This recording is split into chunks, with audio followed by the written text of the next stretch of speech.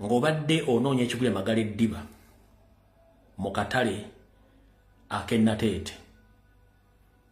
oba okakoleramu oba oyinayo muganda oba oyinayo ani gwe munnayuganda yenna akole mu katale k'Ennateete either kendeeze Mario jamu ssente zo ebintu ebigyemu kubanga kitegerekeseko nti akatale akola abanene mu gavumenti abaakeddiza naye ng'ekigendera kyabwe si kyakukalekawo ekigendera kyo bagenda kukamenya akatale ko baba mtegezeddwa kuno wadde wakati nnaku z'omwezi 15 kwabiri okuba nga kaggiddwawo kale gwe munnayuganda yenna ayinamu omudaala ayinamu ebintu byolekamu ne ssente nkusaba okutegeeza ajjamu ebintu byo ng'obudde bukyali kubanga akatale ako waliwo omunene akeetaaga ayagala kuzimbawo ssemaduuka kati gwe oyina ssengaawo kojjaawo mugandawo nga badde anoonya ekigula Magala Eddiba mu bitundu by'Ennateete mu katale k'Ennateete mugambe ageze mangu ajjewo ebintu bakendeze Malie bagenda okujja okumenya nga at least tafiiriddwa oba nga abijjeemu naye ng'ennaku z'omwezi wakati wa 15 kwabiri akatale ako kagenda kuba kaggiddwawo waliwo omunene mu gavumenti alina ssente ayagala kuzimbawo ssemaduuka nga bulijjo kakatale bagenda kajjawo kitegeeza nti abantu badde bakolerawo emirimu gyabwe bagenda kuba bafiiriziddwa bya nsusso n'okubondabonda mu nsi yaabwe nga bakola ki akatale ako bakajjewo so mbategeeza mwenna abantu b'Ennateete abalina emiddala mu katale k'Ennateete bagenda kamenya okuva mu nnaku z'omwezi kale tegeeza ennaku ziri 15 kwabiri bajja kuba bakamenyeewo kale jjayo Mario kendeeze Mario bassente zo oba oyina looni gisasule mu budde bukyali kakatale bagenda kajjawo ebyo ebigambo bisusse mu security alert esooka security alert eyokubiri gwe wenna munnayuganda najja wano mwezi oguwedde ne nkubuulira nti Museveni agenda kuteeka emirongooti egiwera 605 okwetoola eggwanga lyonna ng'emirongooti gino gigenda kuba gitandika okubega bannayuganda ku njogera gye boogeramu messages basindika amasimu ge bakuba okwetoola eggwanga lyonna ne mbagamba emirongooti gino lwedde bagisimba ne mbagamba mugezeeko okulanga mwekengera munnayuganda togeza n'okkiriza kye bayita free wifi mu kisaakaate kyo mu nnyumba yo waliwo wifi state wetandise okupulaninga mu mayumba gammwe nti bakuwa free wifi oba connectinga ku wifi ngeri very cheap please nkwegayiridde ojja kuba essimu yo giwaddeyo obutereevu nga buli kyokolerako kyonna bakimanyi ojja kuba makaago gatadde mu nninga nga buli kyonna kye mwogera gavumenti ekiwulira ebitongole by'okwenda bikiwulira nkuddamu okusa muganda tokkiriza kintu kyonna kiyitibwa free wifi kuba gavumenti etandise okuleeta mu wifi ya layisi nnyo esobola okuconnectinga family oba abantu bo bonna nga bakuwadde ku ssente ntono bino byonna byabwerero eno spy network system gye bakozesezza eggwanga lyonna nkwegayiridde tokkiriza obuntu buno bufaananako bwe buti kamba okuteere wano kamba okuteere wano obuntu obwefaananyirizaako bwe buti obulaba togeza n'okkiriza wifi zino zonna state spying machines zebali mu kukozesa ziwuliriza ebiga bye mwogera emboozi ze munyumya okulinkinga amasimu gammwe ku state era mubeere nga mumanyi temukkiriza buuma buno bonna state yekoze eki yebupulantinze kati gwe wenna atayagala kumanya era nga webuzabuza nga afukaanaaba kijja mmala kutuukako okutegeeza tokkiriza ekintu kyonna kirimu wifi nga bagenda nti simanyi ya layisi bagireese ekonektingire ku kisaakaate kyo mbakaago nti ya layisi bagenda kuba bakubega ebisigadde gwomanyi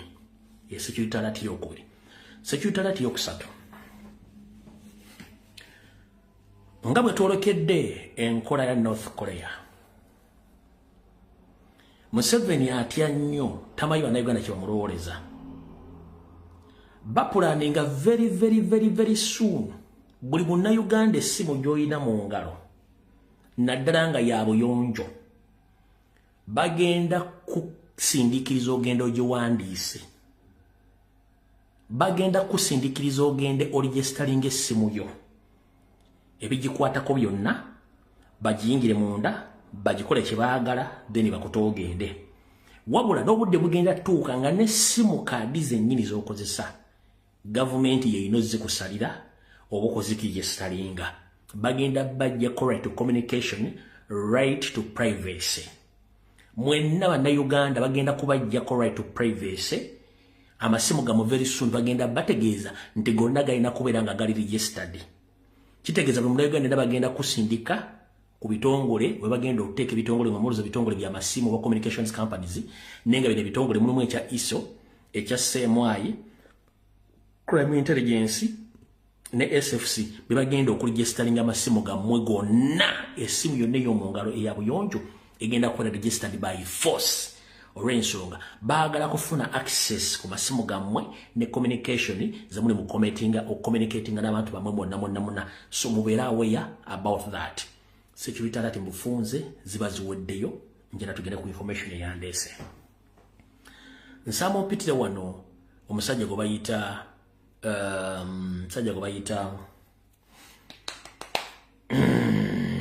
omusajja gwe bayita yeyita lawyer ono yasala n'ava mu FDC Yusuf Nsibambi mumpite Yusuf Nsibambi ajje wano nga sinatandika video mumpite Yusuf Nsibambi ajje nga tunatandika video kati ekyumba mazo kibagamba n'okuba buli ekyo kigenda mu maaso olwaleero kati video tugitandikirewa leero video katugitandikire wano byonna byagenze ekyankwanzi mwabitegedde n'okusamira okwabaddeyo bulungi nnyo Museveni ng'amaze okuwonga abantu be bonna era butereevu olukuŋŋaana lugenda kukomekkerezebwa amala abatebaddeyo ensimbi nnyingi nnyo zayisiŋŋanyiza mu mikono whereby nti buli member parliament abamuwadde obukadde bw'ensimbi 100 yeeyozeeyozeeko ennaku bwe bamala omuwa obukadde 100 bw'okweyozaako ennaku waliwo endala ze baba bategetekedde nga bagenda zikozesa mu kuyisa amateeka genda basomerako emabega omwezi oguwedde zino ssente kabadde kasenda baguzi oba kasenda bazaana oluvannyuma olwaleero neno yonna wiiki bagende batandise okuyisa amateeka mu parliament amateeka ge galuwa amateeka ge bagenda okuyisa kwe kuli erisookerako ddala bagenda kusookawo essaala baddeko communication from the chair bill read 5 minutes batekewo etteeka erisooka balita the protection of the sovereignty bill Honorable Minister of Internal Affairs yagenda olisoma a laying of the papers 10 minutes then basooka bayiseewo supplementary expenditure for the 2025-2026 schedule number 5 Honorable Minister Finance Planning and Economic Planning then batekewo request for the parliamentary approval to waive off pay as you earn liability from liability for care internally in Uganda. Bazeko report of the Parliament of Uganda delegation to the 5th ordinary session of the 6th legislature of the Pan-African Parliament and other related meetings held in Madrid, South Africa, 16th of July 2020, 6 August 2025. Honorable Okoth Ogong Felix MP Odokoro South. Then Bazeko report of the Parliament of Uganda delegation of the 6th ordinary session of the 6th legislature of the Pan-African Parliament. Webito. Nenge teke kuru balita protection of the sovereignty. Mubagenda okwagala kutekesa okuyisa amateeka n'okukwatira ko president ng'ebaaki balabboka ennyini bwe bakiteeka mu nkola bweri. Kyekigendera kye babawadde ssente bilioni 10. Naye ekyo si kyekikulu. Ekikulu kyekiriwa katudde wano muganda wange yenna gy'oli ngenda kusaba omusango gw'eggaba tugubannyonnyodde ensi yonna egubannyonnyodde era mugutegedde omusango guno it is part of the diversion and stand Museveni za creating okubajja ku kintu ekikulu ekikwatagana ku ggwanga Uganda nebigenda maaso mu ggwanga one bulijjo nga banakola forensics musooka forensics nebalya nebagezaako kupapala forensics nebalya nakati ekyabalya bagezaako kusasula international media platforms bayambeko which yasooka zaba promotinga balanifortune nga bagamba nti mwetegedde ne babalese stand gyetegereze nnyo etuuka ekiseera neyambula dikiteeta stand ze baakoze nga batadde open public court mwete mwagitegedde kanji kunnyonnyole nga mbagamba nti wandikole ekintu okulumya omuntu n'osika ng'oyambe ekkiriza bwe baataddewo public court hearing bayagadde bafune attention ya international audience but unfortunately kye bataategedde bagenda kweyambula batya. One, ekisookera ddala Museveni ya bypass the constitution etya efisiga eddamuzi lye lirina okuteekamu okusaba kwali nti emisango gibulwe mu lukale so si Museveni talina buyinza eyo constitution right agirina wabula okuba nti yadde ayagala creatinga diversions ne stanti ze n'ateekayo kooti mbwegende ewuliriza omusango ogwo kati kino kigenda kufuuka rutiini ng'akikozesanga stanti diversion across the country ng'ateekawo open sessions za court across the country ng'ayagala abantu babeere ku ekyo kiki ekyaviiriddeko omusajja muno okweyambula engoye. One, luli baatugamba mu kooti ekanya tebaagalayo masimu ku luno bakkiriza amasimu era bannamawulire babaddeyo wabula ne bakkiriza ne batekitookazi babe bonna abali related ku gavumenti nga gye bali kati omusango first hearing bwe yazze omusango ne gudda mikono gy'Abannayuganda ne bagudiscussinga ne bakuba ebituli mu guli omusango kati ate mwe kyemutamanyi nti international media zonna bwe zijja ne ziraba ku siini bwe zimala ku siini zigenda zuule public reaction ku musango ogwo ekyo mukyerabidde. International media bwe zijja ku musango nga bwe guli okitegedde bulungi nnyo ku musango nga bwe guli zijja ne zikavalinga kati bwe zimala awo ne zijja ku social media ne zijja mu comment ne zipiikinga information ebanga verifyinga ebiri mu kooti ebyo kati international media bwe zazze ne zikavalinga ne zimala ne zigenda mu public opinion ku social media ne ku ground zakizudde nti omusango gonna mufu zakizudde nti omusango gonna mufu kyovula nti tonnaddamu kulyako kyonna mpozi nga bagenda sasula kati balina obusawo buli muddo ne bagenda sasula walawo international media yo nangezemu okupiikinga ku musango ogwo kati court hearing bagitutte mu public omuntu gye yattira omuntu wazze n'okiwulirako international media zapiikinga interest ku social media ne mu public okumanya bagenza okutunya omusango gwonna nga gulimu ebituli nga tegutegerekeka ebituli byebiriwa. One, ekisookera ddala mu mateeka amatuufu public court judicial system ine issuinga okusinzira ku request ez'abantu mu society nkiddamu public court oba public hearing ebeera request from the public so si Museveni ng'omuntu kati Museveni yayisizaawo request ye court zijje mu public. Ekyokubiri international media zagenze okizuula nga government ereese ba third party mu musango guno okubeera nga abajulizi ekitakkirizibwa. Third party yaluwa third party mwemuli nannyini ssomero abaana nannyini ssomero ne zireeta n'abazadde ompulya bulungi ne zireeta n'abazadde ne zireeta n'abantu abatannategeerekeka so nga ate omusango bwe guba guggulwawo kooti ebeesinga ku bantu abaali ku crime scene okuggyako obujulizi. Kati lwaki buli oba ng'ogenda okuwuliza omusango one olina okumakinga sure nti omuntu yazizza omusango mwakoze full investigations era ezimulumika nti yazizza omusango. One, tewaliwo footage alaga kikolwa ekyo omusajja taliko kintu kyonna kimulaga nti yatta wadde okulaga omusaayi ogumuliko wadde okulaga murder weapon teriiwo kubanga singa murder weapon ebaddewo yandibadde eraga DNA ey'omussi nga bamuggyeko ebintu ku muntu yeye. Ekyokusatu bw'oleeta Edimansita oba nannyini ssomero awo obujulizi nga teyaliwo ku crime scene oyo abeera third party obujulizi bwe tebuyimirira. Ompulya bulungi bw'oleeta omuzadde nga teyaliwo ku crime scene kitegeeza obujulizi bw'omuzadde tebuyimirira tebusitandinga kubanga teyaliwo ku scene. abantu abaliwo ku ssini waba bodaboda waba neighbor be balina okujja mu kaguli okuwa obujulizi kitegeeza nti n'obujulizi bwonna obuweereddwa currently bwonna bufu tewaliwo murder weapon tewaliwo investigations entuufu obujulizi obujja mu third party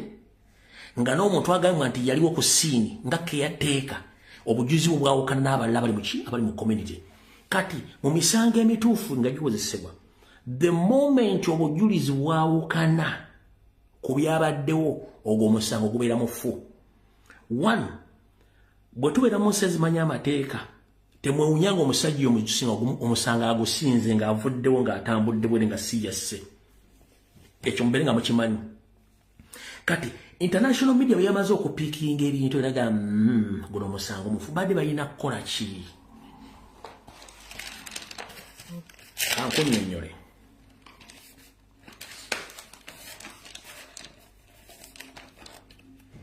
Badde balina kukola ki? Already omusango mwadde mwagukubyemu dde ebituli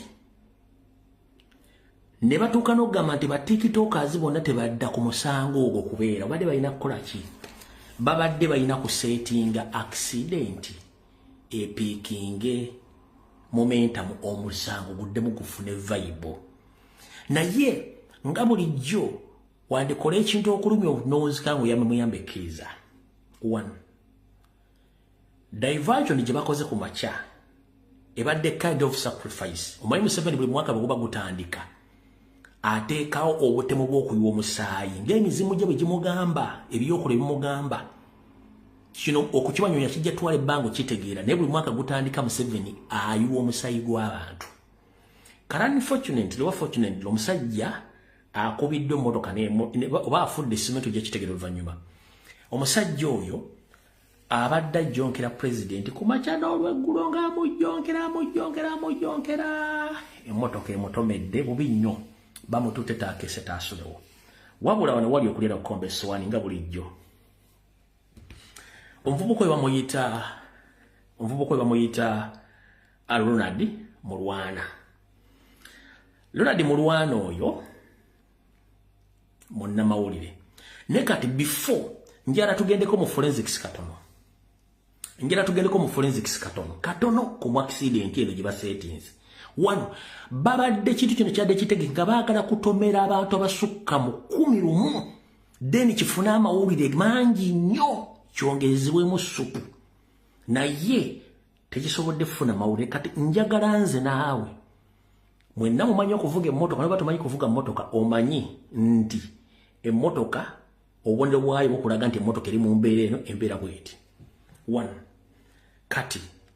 omusajja ono abadde avuma nnyo president simanyi oba afudde batannafa naye nga wenzijidde ng'embeera taakese taasuleko. Kati wano wali okulina okukomba essowaani ffenna tumanye emmotoka mwenna mubadde mulabanga emmotoka ezijja ku webagenda okukozesa omusango emmotoka ezo zijja butereevu nga zitunuddewa nga zitunuzza obwenje ziraga. Lwaki eno ebadde leese omusibe leero ejjidde mu livansi kyekibuzo ekisooka. Ekyokubiri ffenna tukimanyi nti emmotoka bwe banga etambula indicators bateekako indicators zino zibeera sayini eziraga nti emmotoka eri mu mbeera bweti. Saagala onnimbe era saagala olimbe bantu public nti ekintu kibadde state managed oba state management nga si diversion oba stunt. One, wano wenjagala otegeerere lindako njagala weetegereze tugenze mu forensics. Emmotoka eyo ogiraba ogira bulungi nnyo. Emmotoka eyo ejjidde mu livansi bulijjo kyetakola ejjidde mu livansi bulijjo kyetakola bulijjo esoosayo ki esoosayo bwenyinga emmotoka endala si bwe kiri nti ye. Kati bwe badde ejja ezze bulungi nnyo ng'etambula mpola naye ng'erimu jjiya ya livansi era indicators zonna zikulaga nti emmotoka ebadde mu jjiya ya livansi. Teri mmotoka erimu jjiya ya livansi esobola kwekuulamu jjiya n'agamba nti aloozinze control ng'olwedde indicators ziraga nti emmotoka eri mu vansi ne jjiya mweziri teri jjiya esobola kubuukamu ng'egenzeemu tekisoboka. Ezo zonna indicators ziraga nti emmotoka olwedde eri mu jjiya bulungi n'ebedde etambula bulungi tesobola kwekuulamu nejja. Ogira bulungi nnyo? Ogiraba? Aha.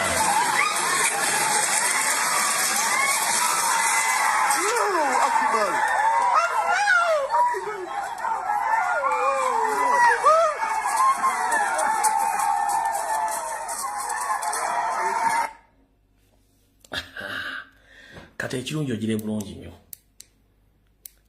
Kati ebibuuzo bibino. 1. Emmotoka bwebeeramu giya nga ya reverse, indicators ziraga nti zaaki za reverse ekibaddemu. Era emmotoka bweba eruzinze control nga it was intention, driver akuba engombe okwalaminga abantu emmotoka evudde mu control kyakubiri. Ekyokusatu, emmotoka bweva mu control eruzinga direction. Wabula driver wabana basajja abafera babbi, emmotoka teruzinzeeko direction esigadde mu normal line oba lane webadde ina okuyita. Ompulya bulungi, takubye engombe, emmotoka ebadde mu gear reverse nga ne indicator ziraga ki? Reverse. Gear tesobola kwejja mu kizibu. 1. Emmotoka bweruzinga control either okuba engombe n'otegeeza abantu emmotoka evudde mu control mwesegule. Takikoze. 2. Emmotoka evudde mu control tesigala mu direction yemu. Kubanga driver oba onoonya butya bw'ogenda okunzika emmotoka eyo obutatomera abantu. Emmotoka esigadde mu layini yennyini mwe yabadde agibalidde. Kitegeeza nti kino badde bakipulanize bulungi. Tokubye engombe, emmotoka eri mu gye yennyini ya reverse gyetasobola kwejjamu nga gwe wagitaddemu geraga indicators. Kuba indicators show that gye ya reverse ebaddemu eri emmotoka ebadde mu normal what? Mu normal movement eri mu gye entuufu. Indicators ezo. Ekyokubiri, bwevudde mu control takubye engombe. 3. Emmotoka esigadde mu layini yennyini bwe badde ina okuba nga ekoze ki? Etambulira. Ekyo kati bw'omala okukwata ebintu bino byonna n'obiteekawo, kitegeeza nti badde basetinze sitanti endala ey'okutta abantu abasukka mu omu bakole amawulire amalala okuwa omusango vibe kubanga gwabadde gwafudde.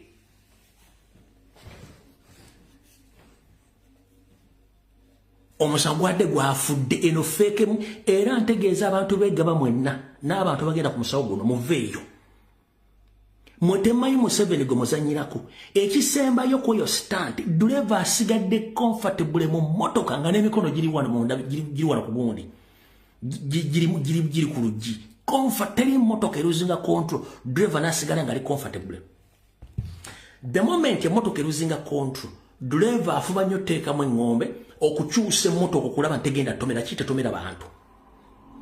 Oba ekyo mukitegeera bulungi nnyo, driver comfortable emmotoka esigadde avuga. Njagala kibanyonyola mu kitegeere. Nze bano mbeesobolera. Lindako. Ezo sitati mugenda zizikola bannyammwe.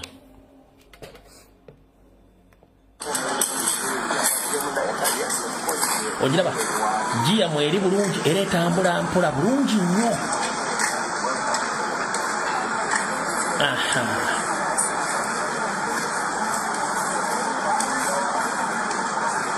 Etambula bulungi nnyo. Ne bazanya kasitanti kabantu nejja.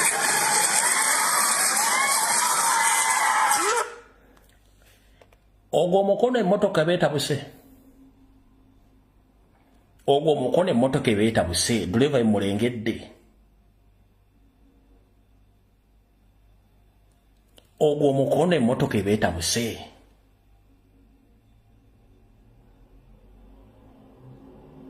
Ogwo mukono emmotoka ebeeta gwokakasa ogwo mukono gubadde ku steering. Ogwo mukono gubadde ku steering. Mugukuba ekifaananyi kuba mwe temukola forensics kutunda bintu bino. Ogwo mukono gubadde ku steering era balaze any sign of fidgeting. Ogwo mukono guli ku steering omuntu afigitinze.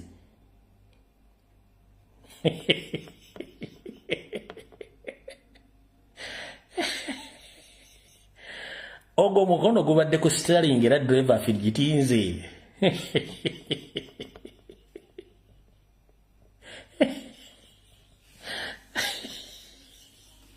Kati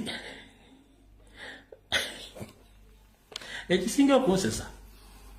olumaze okkozinga kyebadde baagala emmotoka n'esimirawo immediate. Emmotoka evudde mu giya ebera opening ate teri mujja ebedduka emisinde niyo olumaze okukoona omuntu nesibirawo bulungi nnyo kati bano nabagamba mbeesobolera kakota omusango gwafudde international committee yagomye amazzi ne international media ko boka tukozinga accident wano tufuna amawulire eyo diversion mugende mugigambe banyammwe nze motoka nyinza okuba simanyi givuga naye nagisoma bulungi nnyo okitegeera bulungi nnyo kati maze mubambula nekidivani ekyomusibe owalakizale tewali mada weaponi omusibe mukola yo mwagala kati mwagadde kutta bantu but unfortunately tuve ku nsonga eyo omusajja oyo yono one afudde oba afudde batafudde simanyi yono one bamuyita Ronald Mulwana yono abadde nga jonkera president ebbanga lyonna yono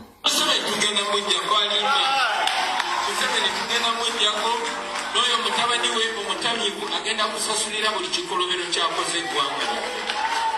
tebabalimbalimba tebabamalamu amaanyi Museveni si kyali waffe Bobi Wine yoyo wafudde yamanyi Museveni kigwogenda okujjako yoyo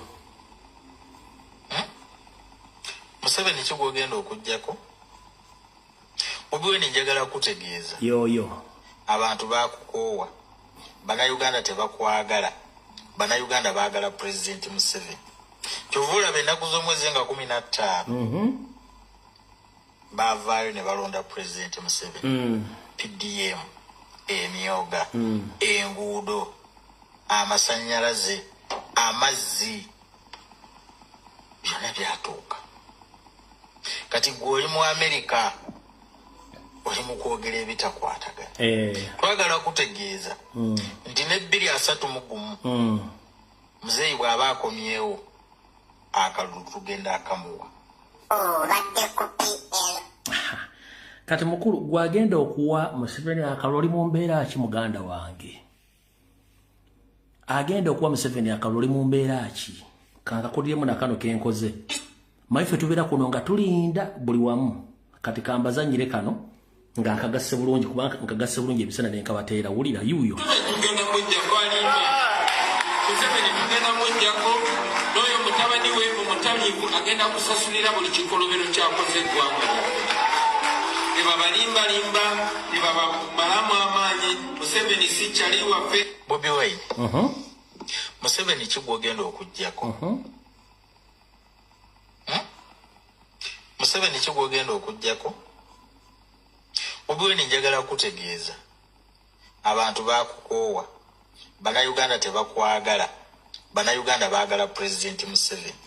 Chovula bendaku z'omwezi nga 15 15 lwe olwaleero enguudo amasannyalaze amazzi byonna byatuuka 15 mu Amerika oli mu kwogera ebitakwatagana twagala kutegeeza nti ne 231 muzeeyi bw'aba akomyewo akalulu tugenda akamuwa badde ku PL on TV.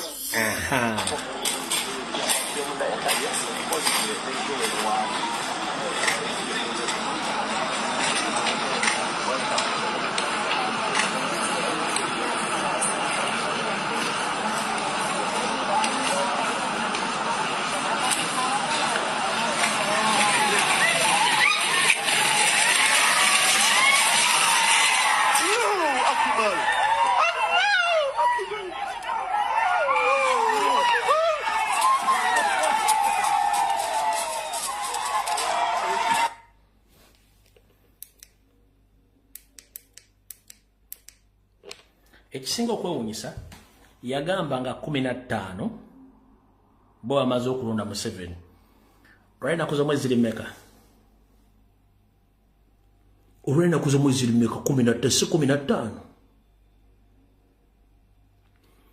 kuza mwezi limeka mumpandikira awo olwalina kuza mwezi 15 mwezi ogwokuna 2026 yagamba nga 15 bo balonda Museveni kati ne 15 lwalero either amenyese yenna tagenda kuddamu wadde okuwujja ekiwojjolo wadde okuba jjabo bokwata kamera bokuddamu ogyetunuzaamu ng'aleekaana nga 15 lwebikomye olwalero ne bona oba owonye ekyali wange muve ku ggwanga lyakyuka dda empewo za Buganda zakyuka dda buli muntu yenna agezaako okuyimira mu kkubo ly'enkyukakyuka ogenda kufuna obuzibu mwalonda 15 ofunidde obuzibu obw'olubeerera nga nakoze omwezi 15 kitegeeza mmwe mujja tegeera nti empewo za Buganda bwe kimu kyakikola ki kyakyuka dda otetugenda kulwawo kansoke mbasiigire ekifaananyi kye mutamanyi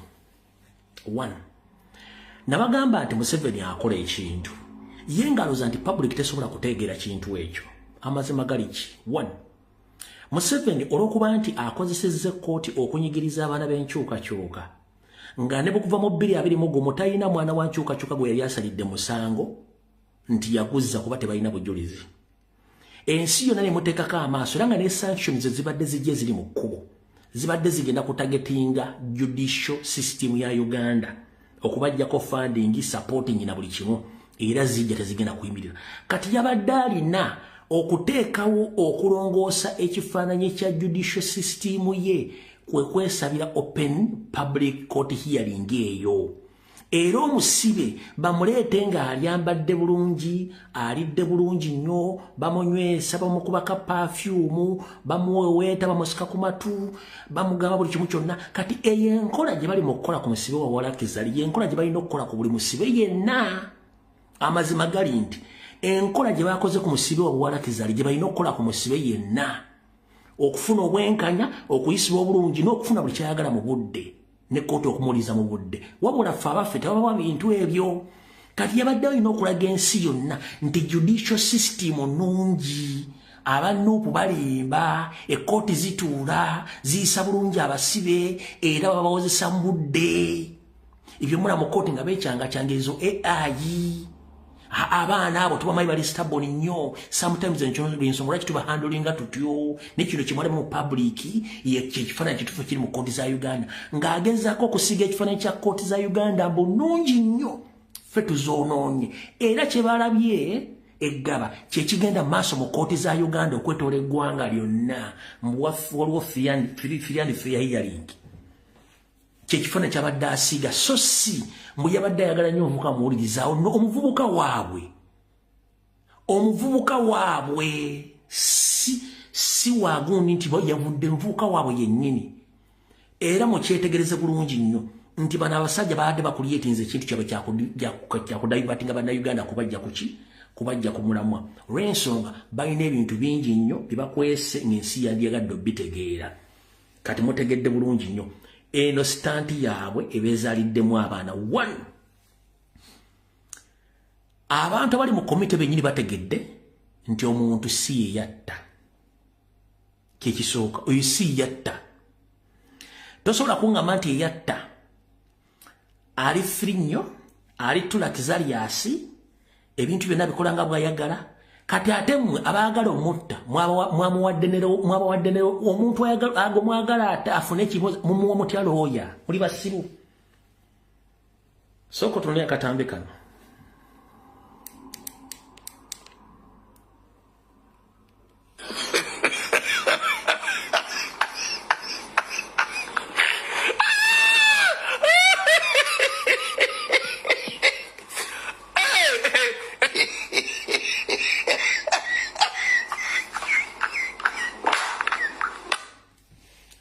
nkakudiremu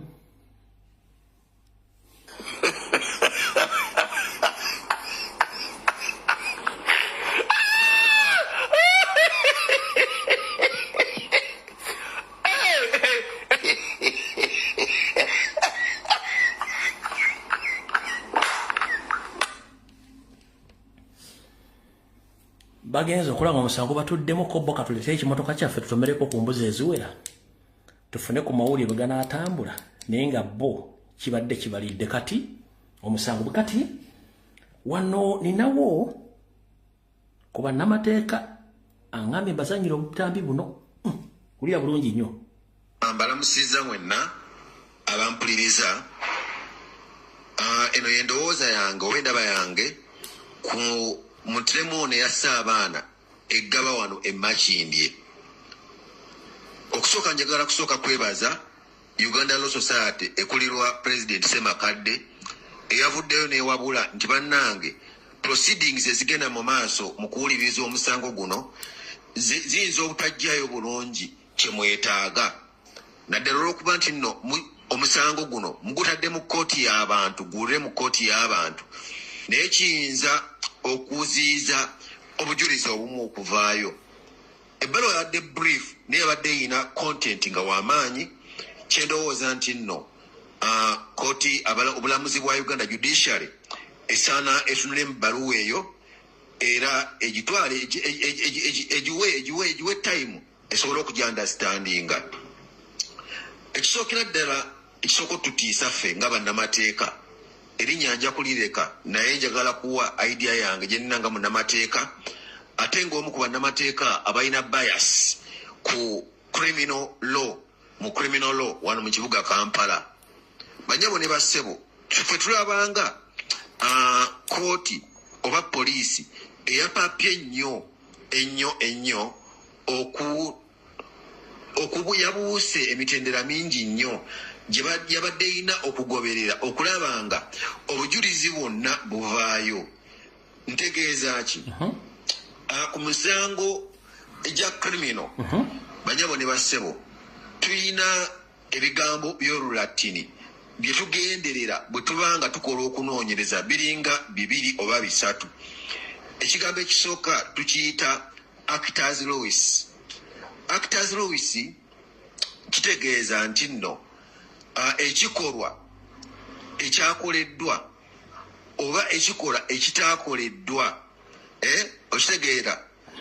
ng'ekikolwa ekyo kirimu okugamba ekintu omuntu kyakola physically eyakyakolanga yo omuntu oba ekintu act gyakola okuzza omusango mukitegeera ekirikwayalinga omuntu oyo okuba nti nno either gye mwennyininyini yakiteese mu nkola oba muntegeera bulungi. Simanyi njagezaako kukola ki okuvunula ebigambo bino okubigonzaamu kubijja mu lulimi olw'ekinnamateeka naye actors laws kitegeeza nti ekikolwa ekyakoleddwa oba ekikolwa ekitaakoleddwa okulaba nga obumenyi bw'omusango buno bugenda mu maaso. Ekigambo ekyokubiri kye tuyita mens rea. Mens rea kitegeeza nti obumenyi bw'omusango obwabadde ku buli kirowoozo byoyo omuzzi w'omusango the guilty mind kyabadde ku birowoozo bye ng'agenda okuzza omusango oba embeera y'obwongo bwe embeera ya mayindi ye bwe yabadde ku ssaawa eyo ey'okuddizaamu omusango okuzza omusango ogwo kiba kikulu nnyo nga tugenda okukola okunoonyereza mu criminal law. Ekyokusatu tukiyita causation. Causation kitegeeza nti obuuzi bw'emisango obwo bwazze butya era bwavudde ku ki nga tukola okulondoola okuviira ddala omusajja engeri gye twajja okumumanyaamu gy'abeera abo abaamuyambyeko okukola omusango ogwo gamba nga abaamutransportinze okuva waasula gamba nga abaamuwadde emmere gamba nga abaamuguzizza ebyambe bye yakozesezza gamba nga abaamulagirira n'ebirala. Kakati bw'omala okuddira ebigambo ebyo ebisatu n'omanya kye weetaaga bikuwa kye weetaaga n'omanya kireetaga okumanya ani yamuwadde motoka gye yavuze yagipangisizza kwani omusajja oyo bwe yavudde gye yavudde gy'abeera ye yabadde abeera ku nnyumba zaani ani nannyinizo okitegeera ye bwe yabadde ava ku nnyumba ezo yayogeddeko n'ani yayogeddeko ne basikaali yayogeddeko n'ababooda yabagambye eki omusajja oyo najja n'alinnya apangisa emmotoka oba n'alinnya takisi yapangisizza motoka yaani ani yagimupangisizza ani yabadde mu kitundu ekyo yapangisirizza emmotoka eyo bwe yamaze ogipangisa n'agivuga yatuukiddewa alina bwe yakyamyeko n'ali emmere ani yamuguzizza emmere era eyo omuntu yamuguzizza emmere ng'agimuguza kugenda kukola ki okitegeera kakati tujja nti bwe yatuuse awantu bwe yaddiza omusango baani abaamulabye abo baamulabye ng'akola ki abo nabo beetaaga bwe baamulabye baakoze ki si kubeetaaga kubasiba wabula kukuwa ku bujulizi kubugatta ku bwoyina okusobola okulaba nga ki osobola okuleeta omutemu ku kye bayita scene of crime, placing the suspect at the scene of crime. Kakati bannyabo ne bassebo okusinziira nze ku kye naakawuliddeko olwaleero nabanga abajulizi bwe batandise okuleeta ate bayinza obutajjayo bulungi nnyo kitwandibadde twetaaga okugeza nalabye mistress omukyala ng'ayogera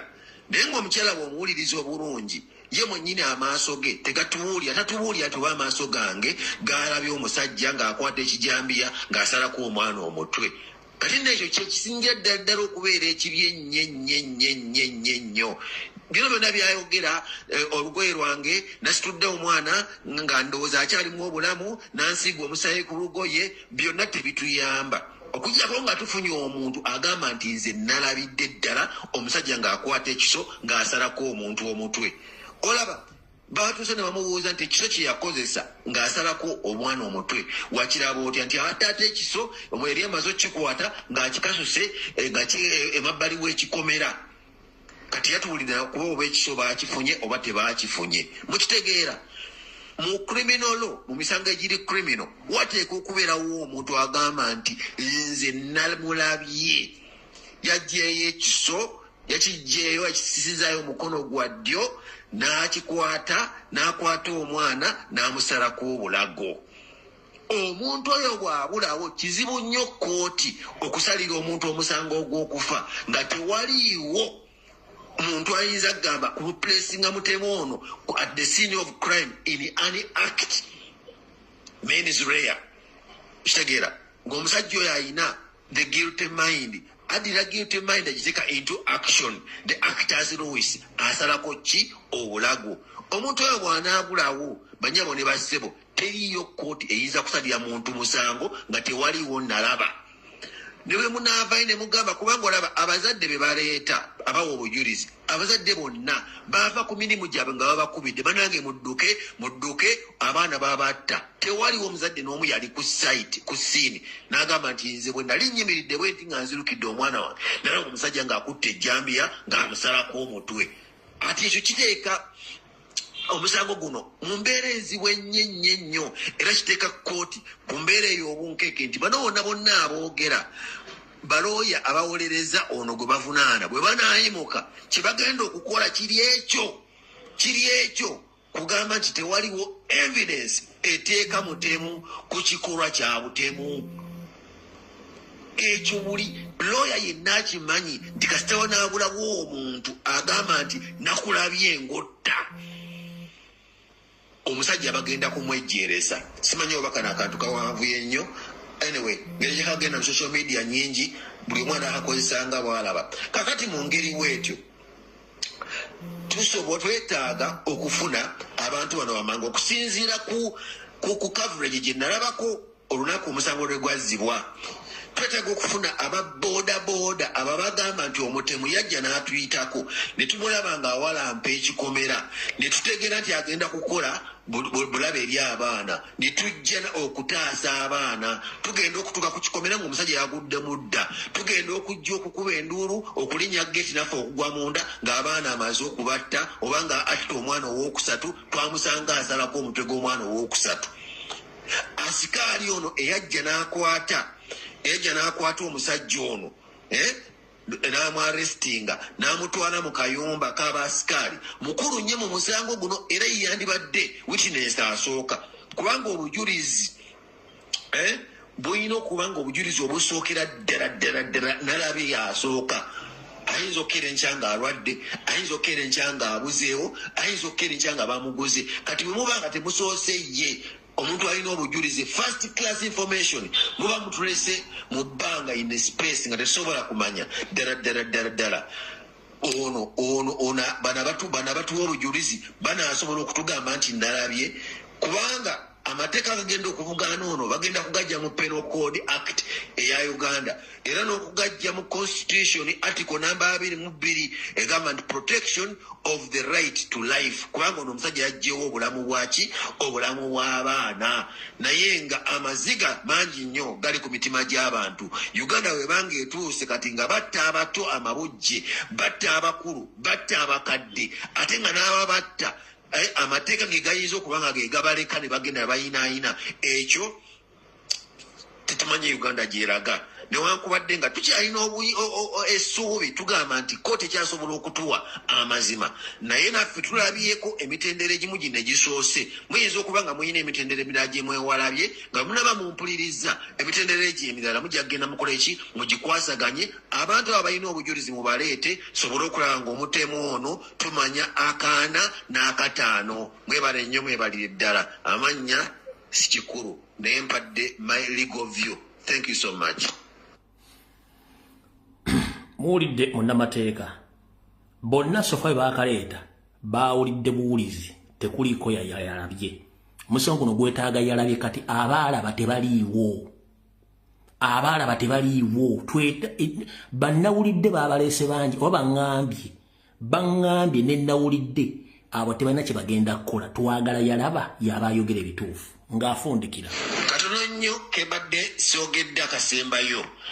okuggyako nga tufunye omuntu atuwa first class information first class evidence nti ye yalaba ng'omutemu asalako omwana obulago buno obujulizi bwa administracy obujulizi bw'abazadde bujja kubeera collaborative bujja collaboratinga eno information naye nga tulina buno obujulizi bwokka obugamba nti nasanga gundi akutta omutemu nalengera bulengezi nalaba omusaayi gwo nakusitula obwana gwe base nga tewaliwo yalaba tewaliwo kooti yonna mu nsi yonna egenda kukeera ku makya eteeka omuntu ku kalabba nti nno waliwo omuntu alowooza nti nogowatta mukitegeera ne kooti nayo awo eba yejjereseddwa so abantu bano abaalaba omuntu ono ng'akola obutemu be bantu betulana okusookerako okuggyako obujulizi nga tebannababuzaawo nga tebannabatta omukitegeera nga tebannabafuna obuzibu bayinza n'okubagula kubanga kati omutemu ali ku bunkenke wuyo amuva Bulaaya agenda e Bulaaya agenda mu America n'akomawo kitegeeza sente azirina so we need to collaborate this evidence bwe tulema okukolaboratinga mulimbuulira kati omusawo guno Museveni gugenda mwambula nkibawulira kino mukije kunze bategese stanti yaabwe ne okutta abaana abo nga baagala mawulire gabayambeko bitams wabula butandise omufuukira akagumba wegoge 1 mujjukira omusango gw'omugenzi Kaziini omwali omuwala eyatta Kaziini eziti kyakuwa wezi kyakuwa yafuluma deruzana nasemba kumanya nga ali Tanzania ali mulakiza life byamala ni mwefuulira wakati aliddwa mukazi wattu kati the same thing which is going to happen today era temusuubira ekintu kyonna bwe banaamala okusalira omusajja oyo omusalidde byonna gavumenti bye beeteeseteese bayinza n'omukeera wabanza omuteeka wiiki 2 n'omukolera passport empya ne visa ne mutaddamu mulaba nga mulaba kyakwa bwe yali bino ebintu bijja yali ddulalu yes ddulalu sorry yali ddulalu si kyakuwa omusango akazi ne ddulalu the same thing kyekimu kyekindo kyennyini bino bintu babitandise leero baali babikolakola dda ku musango gwa Kazini gwefaanaganyizaako na guno where is ddulalu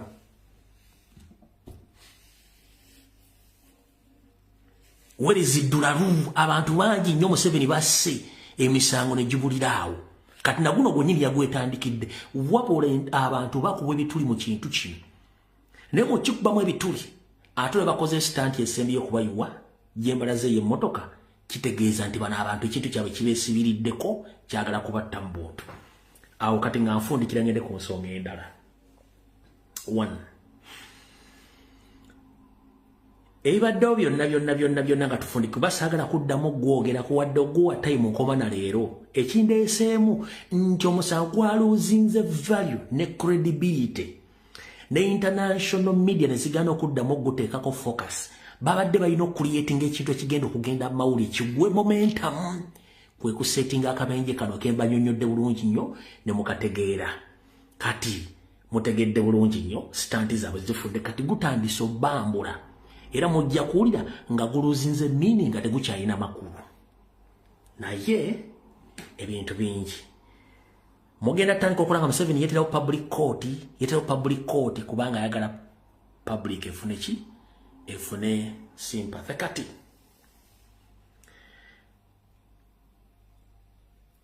ebintu bingi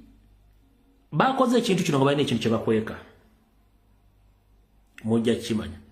mugende ku mukutu gwa Biwini Byanyima ogwa Twitter ana post gye yakoze post gye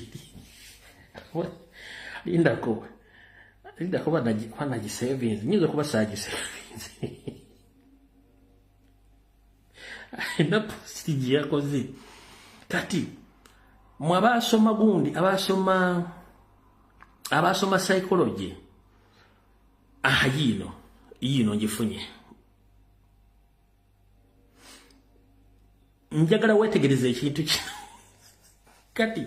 kikuwe ekifaananyi lwaki bino byonna weebiri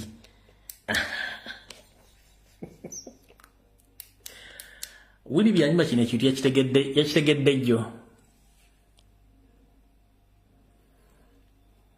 eno reported speech eyo reported speech mugimanyi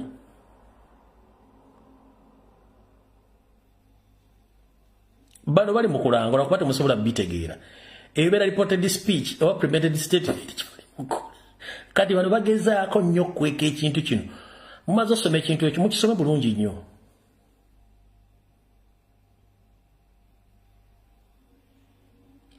mumaze okisoma njala mumanyi okisoma nze mbate mumaze okisoma mungambe nemukisome tugere ku kintu ekirala wabanga oli yafa lukumulala 94 ono ate apostins Byanyima n'agamba liipu ekyo bayita okusomera ebbaluwa mu bbaasa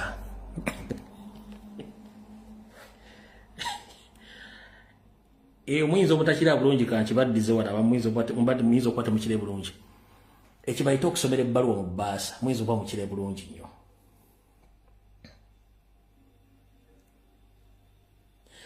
okitegeera ekyo bayita okusomera ki kibayita okusomera ebbaluwa mu bbaasa kati awo tuvuddewo owulya bulungi nnyo bwe tumala okuvaawo tugende ku nsonga endala mala okugyamu wano n'amateeka byabagambye tugende ku nsonga endala ensonga endala yeeruwa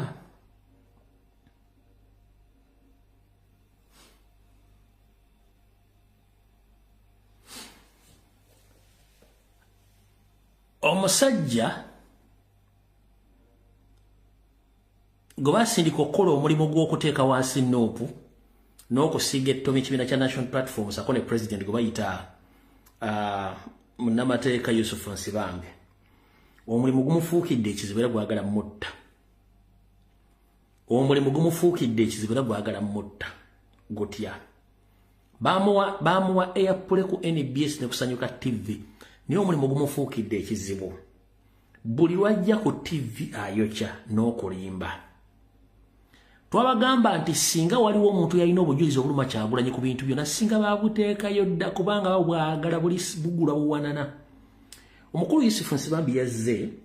n'asala omugambo omunene nnyo nga gulinga omuzikiti gwa Kampala mukadde ku kibiina kya National Platform ne ku president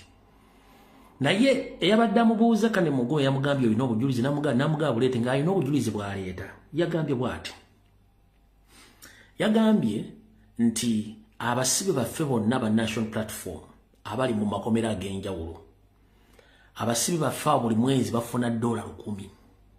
okuva mu kitongole ekimu ky'ensi yonna kiri oba mu America waluddawa bafuna $1,000 kati currently gye bwe bukadde busatu mu mitwalo 67 bwe basirabidde buli musibe zaafuna mbwera y'ensonga lwaki abasibe netutwagala baveeyo muki tebaveeyo mu kkomera naye tujjukira president yabagamba bw'ati nzijukira wano president yabagamba bwati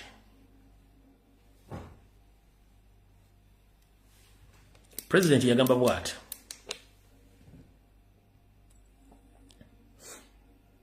no kansoke muwanga kansoke ono yenyini yagambye bwati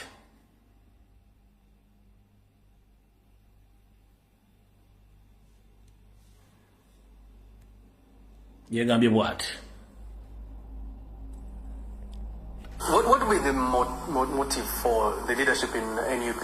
to object? It's clear. I have evidence and I can say it here. I've said it over and over. One of the legal firms involved, the leadership there in the legal firm, the partners, one is an official, top official in the top 5 in NUP, and another is an elected member of parliament on an NUP ticket. They are receiving $1,000 per month from Open Society. It's an international organization sponsoring activism. So each and every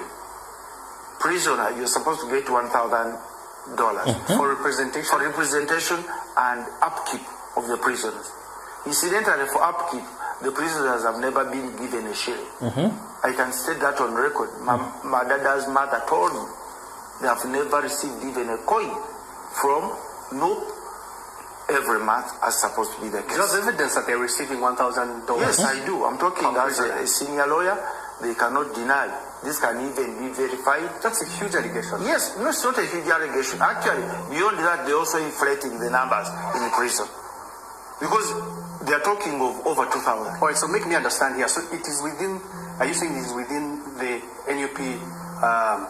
interest to keep these people in prison? Not so NUP, but some elements in NUP. It's a business enterprise. So the money can keep flowing? Yes, it's a business enterprise. It's a big business enterprise, $1,000 per month. And this money is supposed to come from international organizations, including, but not limited to, Open Society. So when they are released from jail, then that means that the money stops flowing? Definitely, it will stop. Or if now government takes over the exercise of releasing them and pardoning them, it does not give them the justification of roaming around and looking for money. You must have people who are in prison. And I say this is really singing and dancing on their graves. So you hit a dead end because there was money involved on the other side? Yes, and I have no personal interest in this. It's up to the prisoners. There's a prisoner, I don't want to mention his name because they are being harassed by fellow prisoners in prison, who up to now wants to be me to get involved and get out of prison.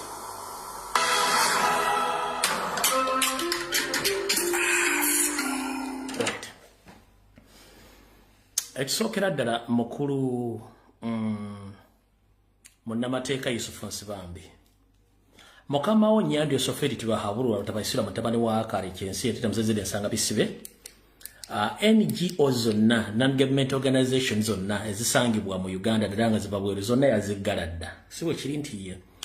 ekyokubiri the subject in this matter ye Sauda Madada gwogerako nti obadde lawyer we Sauda Madada yakwegana misana tukuna kugamba nze yusiro ya wange mu kooti ekanyanya. Are we together? Yes. Secondly,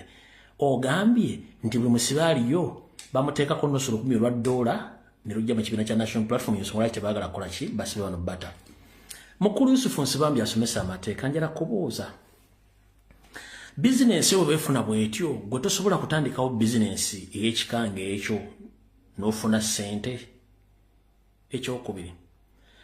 bw'obanga okozesa omutwe gwe mutego okozesa okusala ekkubo n'okuvuga emmotoka n'okusomesa abaana Makerere oba olina emitwe ebiri egy'enjawulo. Ekyokusatu $100 buli musibaali yo tulina abasibe basukka mu 2,000 katubalire on average basibe 2,000 ze miliyoni 2 eza $, ezijja mu Uganda buli mwezi. Waliwo kebere UN tesobola kufulumya ssente ezo ngezisindika mu ggwanga miliyoni 2 nga zijja kukola ku basibe. Tewali NG yo mu nsi yonna esobola kufulumya miliyoni 2 monthly ngeziwa basibe. Omitwe mukozesa jangiri kikuba bw'okola $100 n'olukubisaamu abantu abasibe 2,000 kuba tulina basibe basukka mu 2,000. kati twogedde tukosera mu figure abasibe 2,000 bwe bukadde bwa dola obwo bubiri mukulu Yusufu Nsibambi ogwo mutwe gwokozesa okujjamu empala okujja ekiwojjolo n'okuweerera abaana bo n'okuzimba ennyumba oba kubanga teri kibiina mu nsi yonna kyaba nakyewa kisobola kusindika milioni 2 buli mwezi kebere gavumenti ya Amerika tekisobola kati gwo mutwe nkola nkadde oba weetaaga Windows obupya bakuteeke neewunya n'abaana bw'osomesa Makerere omanyi nabagamba tewali kikuumye basiri mu Uganda nga kitambala kya kusoma na kumanya Luzungu ne bejjako obumanyi bwabwe buzale kituyita common sense ne beeyambisa ebitabo oba okusoma omukulu ono bwe yalinga ali Makerere ng'era asomesa abantu balowooza nti ategeera baamala mukuba kalulu omutono gwe yabuluzaamu ne gulako akabokisi akatategeera kati tategeererako ddala kebeera America on the monthly basis teina kitongole kebere government gyesobola kuwa milioni 2 buli mwezi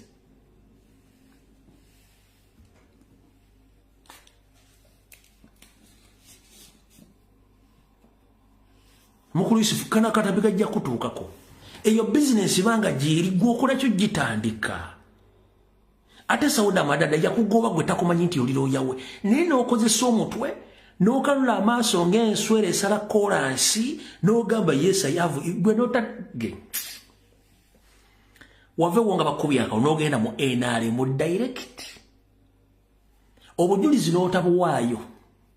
n'otabuteeka ku mmeeza n'otabuteeka mu mawulire gwe Yusufu n'ogwo omutwe okulinga ebbakuli y'obuugi n'ogamba ne tulina ekizibu ogwo mutwe enkola nkadde ki kuba n'emitwe enkola enkadde at least bagenda e Japan bwe guba mutwe nga nkola nkadde at least bakufuniramu Pentium basobola okufuniramu gundi bakufuniramu Windows yenkane basooka bainsatinga mu Windows ni kati gwe mutwe enkola ki bungo nkola ki kebere government ya America tesobola kufundinga kitongole monthly $2 million per month.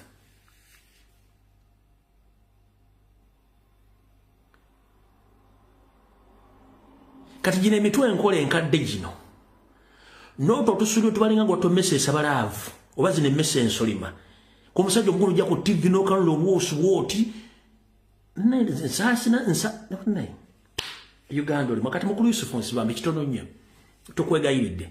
twetaaga otuleetera obujulizi obwo obukwase bannamawulire bulungi nnyo buteeke ku TV n'ekitongolo kiteekeyo nakyo tuwe engeri gyekikolamu transaction okusindika ssente ezo ne zijja ku kitebe era ne zigenda abaana batazifuna nga gwe ogambye era onda kituufu Yusufu Nsibambi baba bagamba nti Ensibambi edibya mutere olwo Yusufu Nsibambi yennyini buli musibe se bafuna $10 abasibe 2,000 za milioni 2 za dola zijja monthly ne UN yaggala Waldova tekyaliisa bantu ebintu byasigala mu internal affairs z'ensi zonna migration zikwataganya abantu abanoonya obubudamu kati gwe ate onyumya mbu ate waliwo ekibiina Small Open Organization ne Uganda olemwa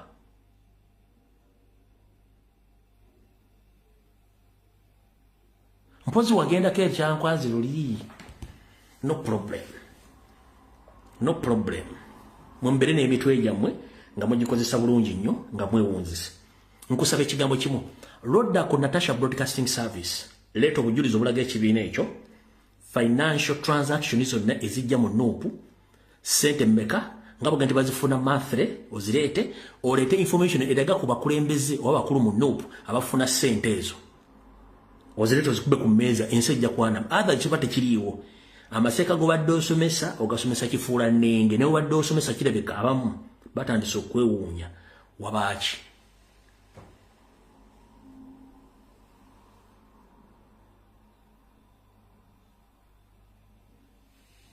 ku musajja omukulu oyogera ebigambo mb'olina obujulizi bulesi olugambo lw'olina olali n'obutonotono wajja mu FDC tulwamatiza Museveni kubanga olugambo lwajja mu FDC lwandibadde lumatiza Museveni nakuga nti kati linda ngenda ko minister togenda ku TV kwogera sigala joli ngo kipinze ekitiibwa kyonno era olugambo olutenga lulinaaga teruwera lubuukabuuka naga kati goera kunkola ekigambo kimu genda ofuuke lumamonga buraka meira propaganda list ku TV ngolumba kyalu nakwongera ku TV ku line y'abasiru abatasobola kwerabirira na kwetegerera kubanga olugobo lw'omuntu walira lwamu malaga kati ono manja tumuwongere ku line eri abagenda okusiruwala naye agenda asiruwale kati gwe nawe bakuteekamu kubanga information yiwa omuntu walira teyamumalanga muna temukirisa kuwa kintu gandi gusigale eno toyogera njaku kati mukulu Yusufu nsiba nnyo kutabba mulekerawo okusiruwalira ku bantu nsasira n'abazadde abasasula ssente makerere ng'osomesa abaana bwaba mateeka amanya amateeka bulungi ng'okimanyi kiba allegations oba propaganda oba blackmail on someone's legacy kiba kikyamu nnyo gwe n'ojja n'omutwe n'otuula ku TV ne bakuinterview n'ogaa nti olina obujulizi n'otabuleeta ku lugambo lw'olina olaba olangira abantu bwasimbira emiti gy'amasannyalaze n'olangira abantu kaabuyonjo gye bateeka ku kyo mbasalamu ebyayi n'ogigamba temujja kuddamu kusala byayi mu kaabuyonjo yange nayikondo n'ozimenyaamenya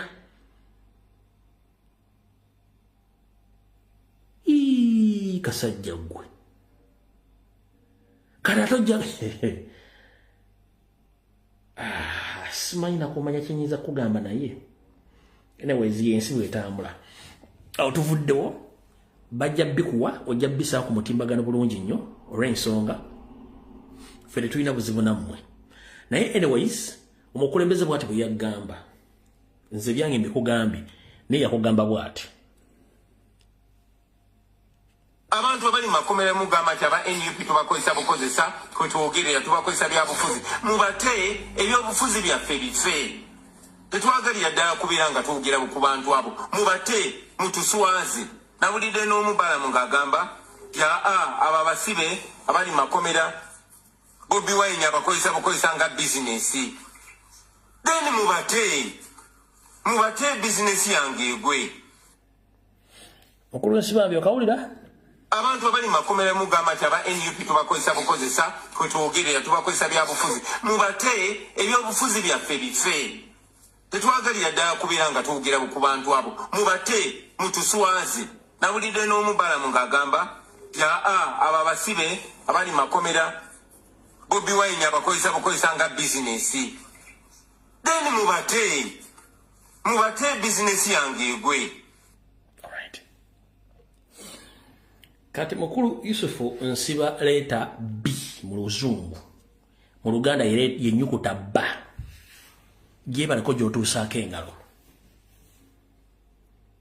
nze nkozesa mukulu Yusufu nsiba leta ba mu luzungu leta B bikozeseza mu Luganda saagala gwe musajja musamuvubuka yanvumye no sikuvumye linnya yo linyiriri enkuttemu kubanga ennyukuta esaba bagiyita ba mu Luganda mu luzungu bagiyita B kati mukulu Yusufu nsiba B kozesa omutwe gwe emisana ng'obudde butambula otuwa bulungi obujulizi olw'ensonga tukooye ebintu by'ekisi bye mukola oyo propaganda ne blackmail gwe basindika okukola ku nuupu mujja kyemaanya oyo muvuddeko kati olunaku lwe natandika okukola programu zino netandika obbaga nti abasajja baatwetooloola ne bale tebannamalayo mwetooloolo gwabwe Kyagulanyi n'abakwatira wakati Kyagulanyi bakwatira mu makati ffenaffe ntandika ogwaffe kyemukoze abasajja bano enkoko ekikola baana baayo ne mujje buli bwino w'omuntu yenna nange kwe kubagamba nti abantu abatukolako ebikolobero abalina enkwe abalina amanya gaffe si bazzukulu ba Nambi si bazzukulu ba Kyabazinga si bazzukulu ba Mukama wa Toolo si bazzukulu ba Mugabe omugabo w'Amankole bano abantu bonna Banyarwanda era bw'obanoonyerezaako ogenda obbazuula nga tebalina nsibuko Wattu abasajja bano olwaleero olunaku lwajjo nasibye enkola research naawe njagala okwata essimu ye ey'omu ngalo nga sinagenda wala nnyo ongendere ku Gola Moses that is Google teekamu Allan Kasujja biography ebyafa bya Allan Kasujja saagala kuyomba n'abantu kwata buli alina essimu ye ey'okubiri ngenda kusaba omanyi wantu twogera na bujulizi njagala okwata essimu ye ey'okubiri oteekemu Allan Kasujja's biography togenda kusangako nnyina nti amanya ga nnyina ye gundi agakitawo togenda gasi talina kitawe ku biography talina nnyina ku biography manya gaabo wabula nnyina gyali ku Instagram ye naye nnyina taliiko manya naye talaga kitaawe wabula ye Allan Kasujja kati be bano abaana be baasomesanga ne basindika mu bitongole by'enjawulo okukavalinga y'ensonga lwaki ono omwana bamusindika ku BBC agenda akola ekicuba ky'okujjukira BBC ye TV ey'abakolona baatufuga balina okuplantinga y'omu ku bo akavalinge nkuwa ddakiika emu nti ng'okutta essimu ey'okubiri oteekemu nti weetaaga biography ya Allan Kasujja ogiwandika wano mu comment section nga sinakuwa biddako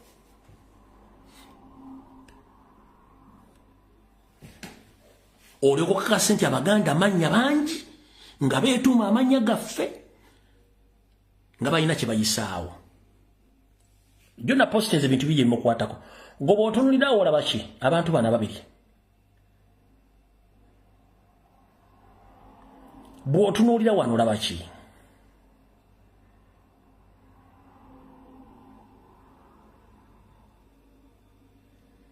bw'otunuuliraawo olaba ki ezo figure olaba ki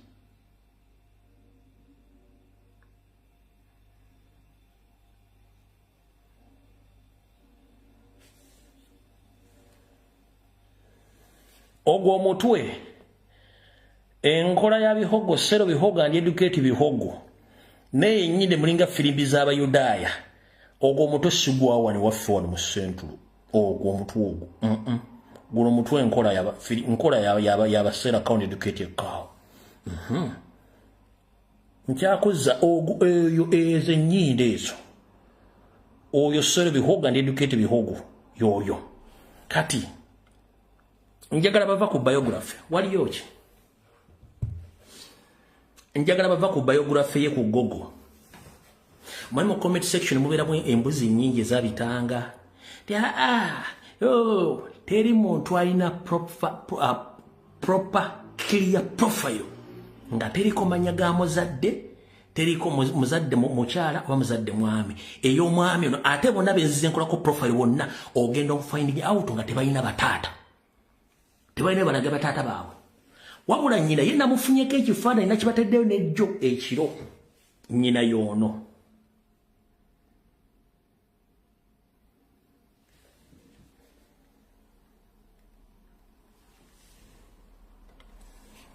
nnyina y'oyo naye n'amannya ge tegaliyo talina waagogererako ga nnyina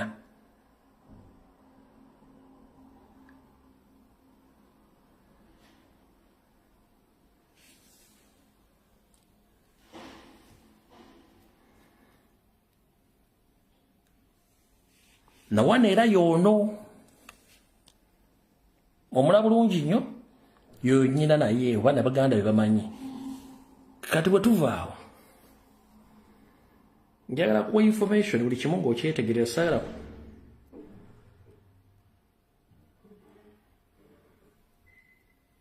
n'ekifaananyi kyesapulodinze wano mukulu nga bw'ogenda njagala omuntu agenze mu Gola Moses njagala omuntu agenze mu Gola Moses onzigireyo ki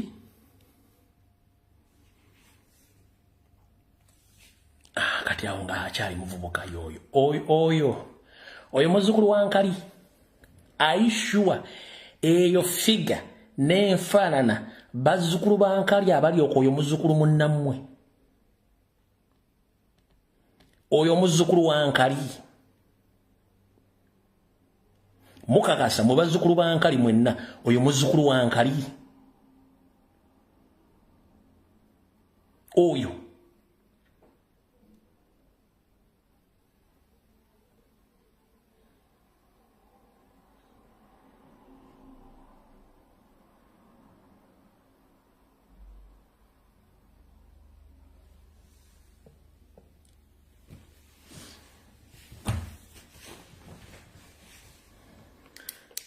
okay abagenze ku Gola Moses mufunye information Comrade Paulo Iso akutumidde nnyo mbabazi kaite sinkulamusizaako mwe nambulamusizaako bazzukulu bankali babuuza eje emitwe mmwe bazzukulu bankali kati abagenze ku profile abagenze ku biography ye tekuliko muzadde yenna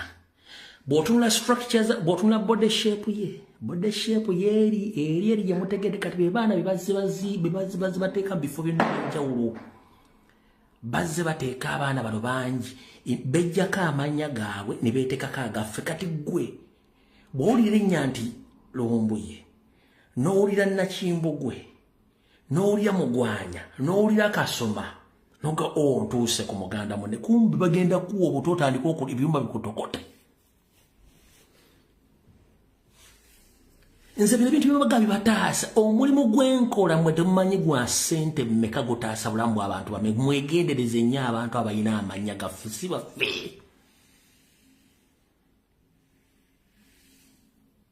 abantu abo si baffe batandise kwejja teri muntu yali akutte ekintu kitutandika gobera abantu bano babuuza bavaawa be baani talina muzadde musajja nti amanya ge gano bakugamba nti during a Minnie's regime yadduka ne bagende nabyo nga ne bamala esime myaka bajali 12 story weekoma kati gowulira bannange mwegendereze nnyo sibuli alina erinnya egganda nti muganda sibuli alina erinnya eddisoga nti musoga sibuli alina erinnya ettolo nti mutoolo bano abantu batwefuutiikamu kuva dde one ne bamanya ennimi zaffe ne bamanya buli kimu ne babeera comfortable nga balowooza ffe tetusobola kubategeera kati ffe twatandika obubasimu okuva ku empaka buzeeri oyinza okugamba nti nnimba ate Alani Kasujja togeza n'okyusa profile yo ku Google ng'oteekayo kitaawo wekifuula nnenge togeza n'okyusa kubanga nagenze jjo ku Wikipedia nembuuza chat GPT nembuuza abantu bonna nga tewali alina profile y'abazadde be kati abo bangi ab'ekikulanga ekyo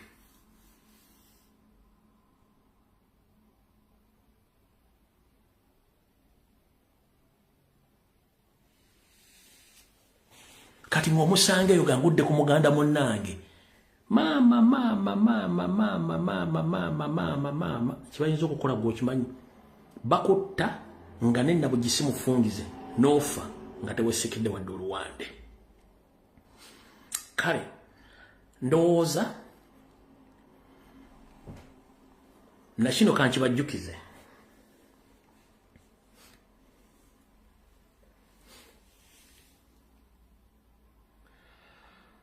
nakibagamba akawungeezi nga tuzze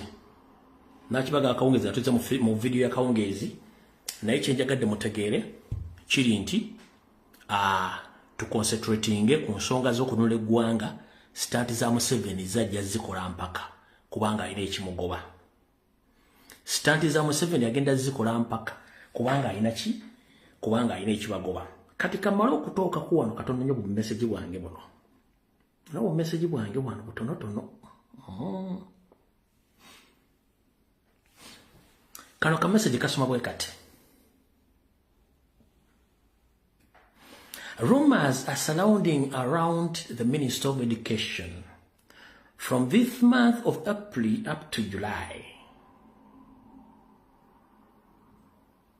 There might be a closure of all schools in Uganda.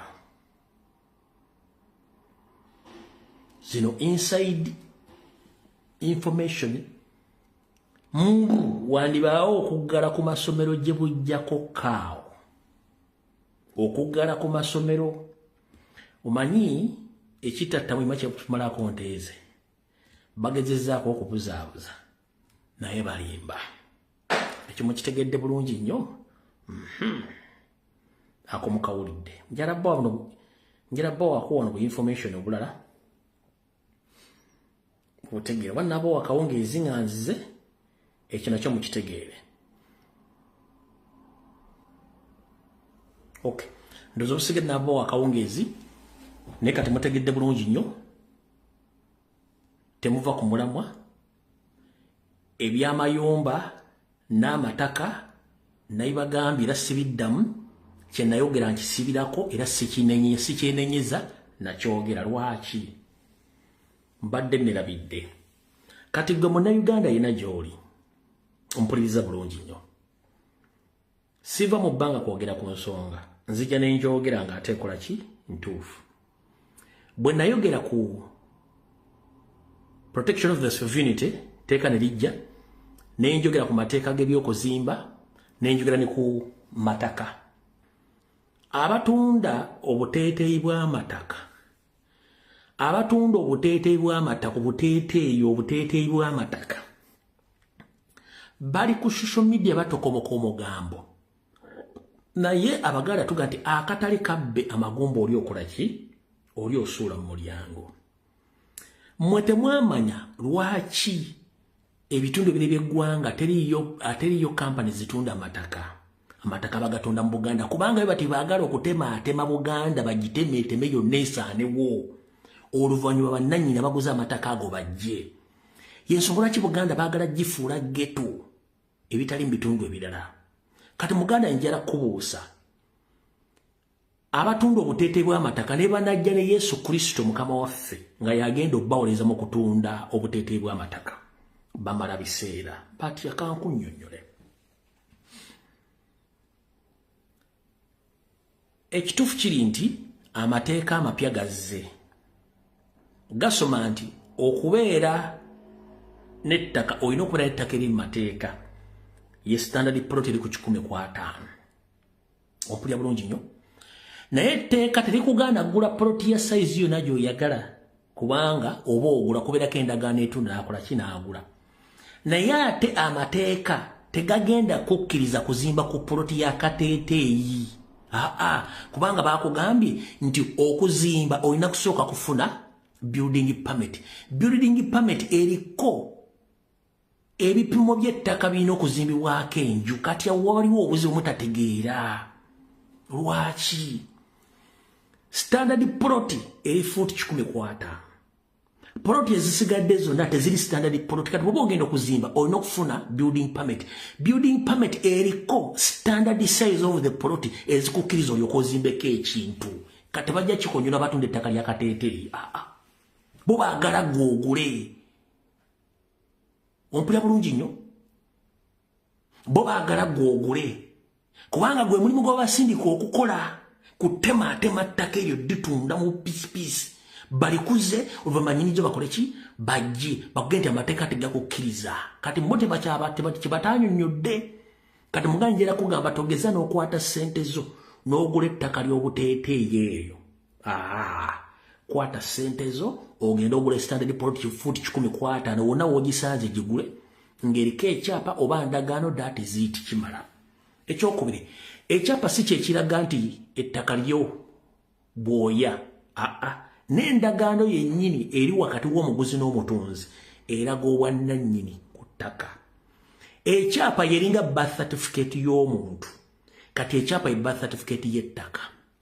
nti birth certificate ekulaga nti gavumenti ekumanyi mu system mwoli ate ekitali mu ndagaano endagaano mu system tebaamu wabula ekyapa mu system kibeera mu ye birth certificate y'ettaka lyo oba okitegedde endagaano mu mateeka weeri era ekuwa obwannannyini ku kibanja kyo naye gavumenti tekumanyi gavumenti emanyi oli ow'ekyapa kubanga bw'ogenda mu system osobola okukoera plot number o block number n'omufuna endagaano tebagiteeka mu nejja tesobola kujja okifunye bulungi nnyo nze ndiwo babuusa constitution ekuwa eddembe okugula ettaka mu kyapa ne ku ndagaano you can buy naye endagaano mu system ey'amataka gye bagabira birth certificates titular titles endagaano teriiyo naye endagaano wabawo obuzibu ku ttaka endagaano mu kooti ekola ne mu LC ekola ne mu kutunda oba okugula ekola wabula teri si birth certificate y'ettaka birth certificate kyekyapa ompulidde bulungi nnyo kati mugane njala kugamba togezza noteeka ssente zo mu ggulu obuteeteeyi bw'ettaka lwaki constitution ekuwa right okukagula akateeteeyi naye ate mu constitution mu etteeka erigamba nti olina okufuna building permit egenda kuwa obuyinza obuzimba ng'esinzira ku standard plot eri mateeka tojja kugula fuuti 2 bakuwa building permit tojja kugula fuuti 2 bakuwa building permit togenda kugula fuuti 2 bakuwa building permit no tebagenda gikuwa kubanga standard plot eri 15 bano kibandikoze bonna bandibadde baadvocatinga oba okuvaayo okulumbirirwa ku muntu yenna omwavu atalina busobozi bugula poloti eri nnene ne bagamba naffe mutulowoozeeko mututeeke mu mateeka kubanga kisoboka n'ensi endala zikola kizigikola naye Uganda current tekiriiwo kye bandibadde baadvocatingira so si kwagala nze nabonnumba sirina buzibu yes sirina ttaka naye obutaba na ttaka tekitegeeza nti sobola kwogera ku nsonga nkyamu zigenda mu maaso mu bannayuganda bangi tebamanyi beetaaga okumanya ensonga nga bwe zitambula ompulira bulungi nnyo twanda tuga nti ensonga za politics zirina kwogerwako ba politician bokka abalina ebifo mu gavumenti oba mu opposition naye it's a public space which is available for any person to discuss about politics. Ne ttaka olwokuba nti ettaka kye kimu ku bintu bikosa mu bulamu bwa bulijjo buli muntu waddembe oddyogerako oba alirina oba talirina. Nze siririna ne nteekeddwa oddyogerako kubanga bwe muba mubuusa abantu niyo okujja ne bateesa ne mbagamba nti kino kikyamu bakuuza. Ompulidde bulungi nnyo kati abatunda amataka g'akateeteeyi mwe mumanyi nze nabyogedde byange sibiddamu era mbizzemu kubagamba buli kye mwogera nkiraba newe nasibira sivaawo kubanga mbuusa abantu bange tekirina kye kigenda ogenda kulumwa nnyo singa olw'okwata akakadde ogula ettaka ly'akateeteeyi wayitewo omwezi gumu oteekeko serebagamba tusobola kuzimbawo ettaka teriwera ate nga tosobola dditunda.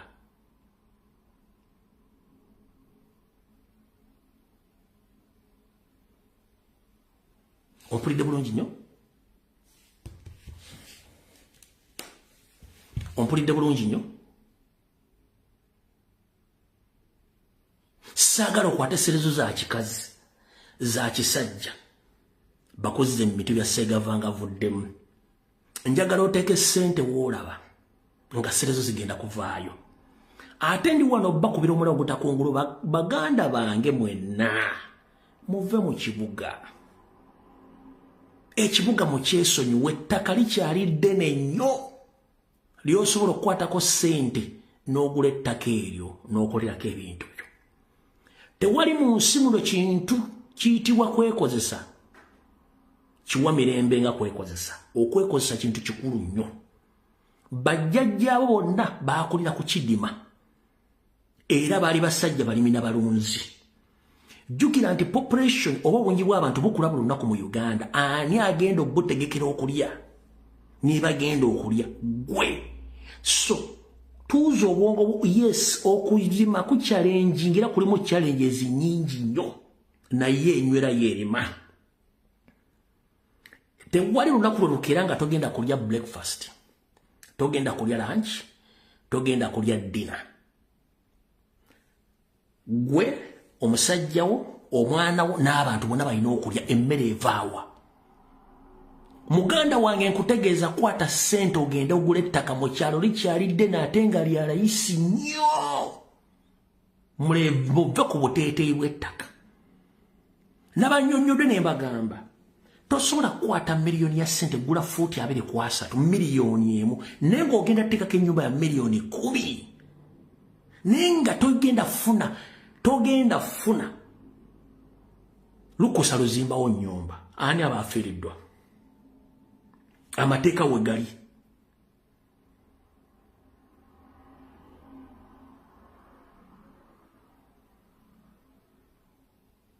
Okutte ssente zo oguze fuuti 2.3 nenge etteeka likuga nti olina okusooka okufuna what building permit. Building permit yakugamba nti standard plot eri ABCD eneyo tegenda kukola. Kati ani abasiriwaza munne? Kwata ssente genda mu kyalo ogula ettaka gyeriri lya layisi. Mwe muli mu Uganda gy'osobola okuvuga within hours ng'oli ku border. Waliwo ensi kati wano wentudde ovuga okuva mu kitundu ekimu ogenda mu kitundu ekirala. Okuva mu Istanbul okuvuga okutuuka ku border ya Turkey oba Syria oba Israeli oba Georgia oba Iran kikwetaagisa ennaku 2-3 consecutively ng'ovuga emmotoka togiyimiriza. Ne Uganda gyovuga e Kampala notuuka e Masaka mu 2 hours. N'ogamba nti wala oliko Lubaale. N'ovuga emmotoka okuva mu Kampala n'ogenda mpaka Arua within 3 to 4 hours oliko Lubaale. Nti ekiggana ogenda ogula ettaka eyo. N'ova e Kampala n'ogenda e Mukono oba Mbala e Mukono oba Jinja w'ovugira olwo nga tosanze ejjaamu n'ovugirawo 2 hours n'ogamba nti mbwe yensi nnene nnyo.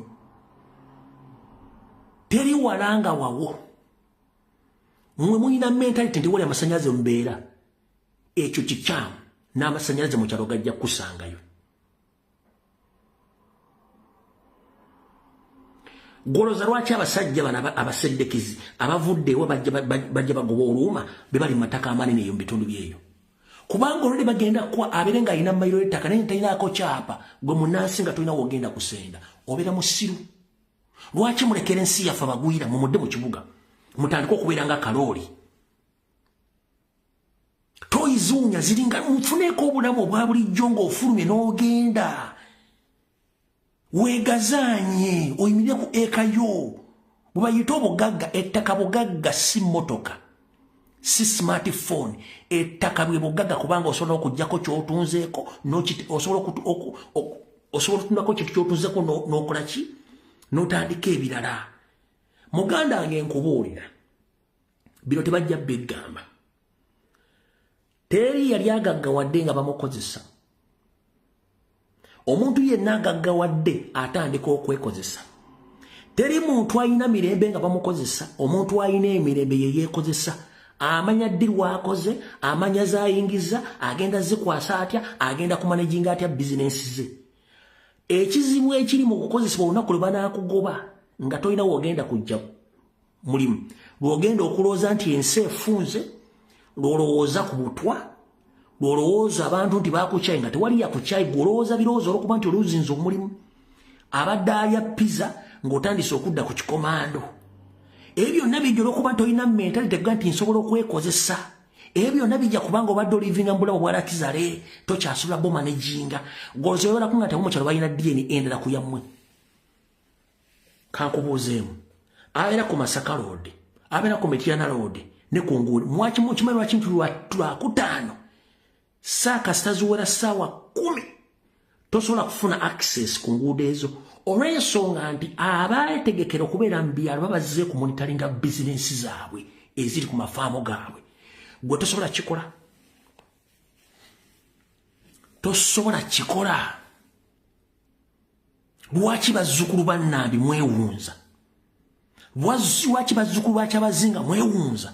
Lwaki bazzukulu b'omukama wa Bunyoro mwewunza? Lwaki bazzukulu bwa oyo Nnyimba mwewunza? Lwaki bazzukulu ba Omugabe owa Nkole mwewunza? Mudde ku kintu ekituufu.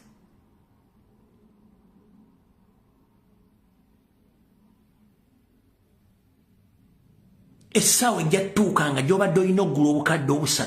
wa miliyoni 3 n'ogamba I wish I knew. You knew, but you didn't use your head in the right time to think about that. Kati kansooke nkunyonyere gwe atamanyi. Nkunyonyere otegere bulungi nnyo. Gwomanyi nti ebifo ebiwangalimu abantu abangi ebisinga obungi byali baziika City Council mu Kampala yali eziika Erusaze eri wanna Mutebi nga gyeziika bayite Mulimbu wanna Mutebi kati okyasobola gade baziikayo wanna Mutebi mu Kampala yonna yeetooloddwa limboozi abantu bagenda bazijjamu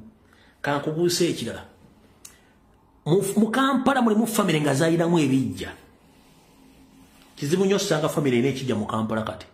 si mu paaka empya si mu paaka enkadde Kampala district erimu divisions ziri mmeka ziri 4 ziri 5 divisions ezonna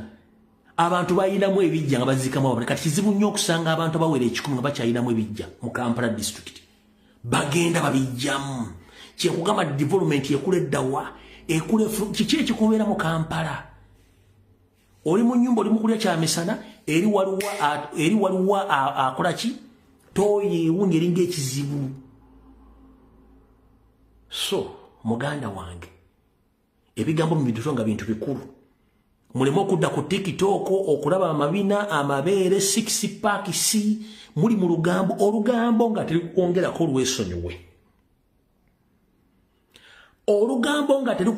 lwesonyiwe mubeere ku ŋŋamba ezibongerako abasajja bakola content w'obulimi ku TikTok kuno temugendayo abasajja bakola content w'okulunda temugendayo abasajja bakola content wa business management temugendayo abasajja bakola content wa financial management temugendayo abasajja bakola ekusomesa ebyobulamu n'embeera temugendayo buli kintu ku mutimbagano kweki temukiwabudde wabula ogenda basange wali ebyonoone sibaga kyekyo gwe twagala vibe landlord wamukubira essimu namugamba waaye ennyumba twagyongeza ogadde tatagwa ku simu abakyasobola okulaba TikTok bamuga gundi munnange onotusonyiwa enkya togenda kujja ku mulimu kampuni egenda kuggalawo abakyasobola okugula data abaana babakyasobola omusomera mu masomero ag'ebbeeyi byo biweddewo naye omuntu olwedde amaze okweseetinga abamanyi ekyokukola nakino kankikugamba onyiige lumu kasita obuuka emyaka 18 n'otandika okuyingira 19 n'oyingira emyaka 4 nga tonna seetinga ogenda kaddira myaka 6 katonda baakuwadde obulamu oli failure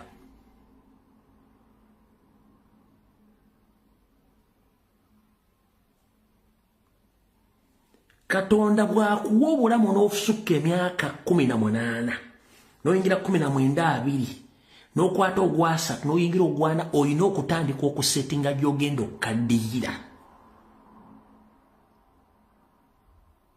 tewali kintu kiruma ng'owezezza emyaka 5 ng'okyakola application onoonya mulimu tewali kirumanga kuweza myaka 5 nga landlord akyakukonkona tewali kirumanga kubeera myaka 5 plus ng'okolimira abaana bo mbukubanga tebakuyambye wabasomesa it was your responsibility but that means that is a total loss wakola loss omwana naye alina obulamu bw'okutambuza baganda bange bannyinange mugezeeko nnyo okusetinga obulamu kola ebintu byonna nga mukama akyakuwadde obulamu lwaki katonda akuwadde obulamu kankunnyonnyole obulamu katonda bwatuwadde bulinga mmotoka emmotoka ogijja mu kibanda ky'emmotoka nga buli kimu kikola bulungi nnyo oba mpya oba nkadde zino zisekenda zetukulu okuva e Japan emmotoka eyo sisitimu yayo yonna yeekulimu emmotoka eyo sisitimu yayo yeekulimu naye gwe katonda akuwadde obulamu bakuzala olunaku lumu omuti buli kyonna katonda kyakuteeka nga kikola okuva ku lunaku lwakuzadde omutima biwoowo olw'obutaago buli kimu musaayi bwongo nga bitambula tebirina effect yonna ku lunaku lumu n'oyingira ewiiki n'oyingira omwaka buli kimu nga tekikolako service kubanga tewali muntu gwe bakolako service unless ng'otandise okufuna complication simanyi ensigo ziri wadde neetaaga transplant simanyi omutima ng'omandi kati guno otera okugenda naye webaze Katonda nga olunaku lwe baakuzala tofunangako complication ya kukyusa spare parts oba body parts nga n'emmotoka zennyini bw'ogigula mu bondi ega simanyi piston zaakubye simanyi lingi zaakubye simanyi kibwakubye mu mmotoka yennyini ng'ebimu yanegga omusajja Katonda akuwadde obulamu myaka nkaaga okyassa tebakukyusangako mutima nsigo kiwoowoolo biki webaze nnyo Mukama Katonda gw'omanyi omutima eddaki omanyi omutima emirundi gye gikuba olunaku ku myaka Katonda gy'akuwadde omukka gw'ossa ogumanyi Katonda gwakuwadde ebbanga lyonna nga togenda ku oxygen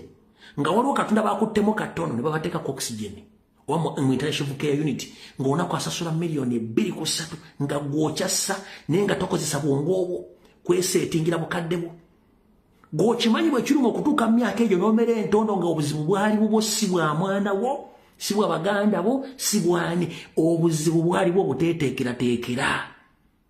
lowoozaako enkya leka kulowooza kyaleero